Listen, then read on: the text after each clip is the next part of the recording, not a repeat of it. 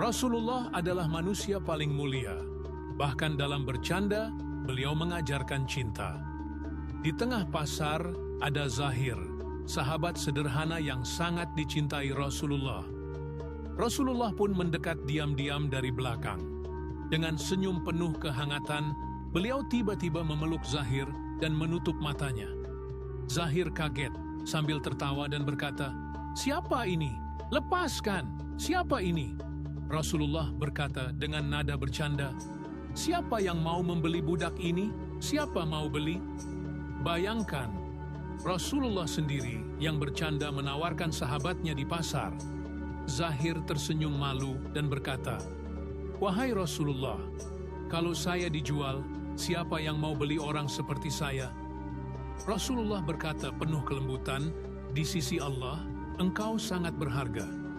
Canda Rasulullah bukan hanya membuat tawa, tapi juga membalut hati dengan kasih dan penghargaan yang penuh kasih sayang. Semoga kita semua nanti diberi kesempatan memeluk tubuh Rasulullah. Amin ya Rabbal Alamin.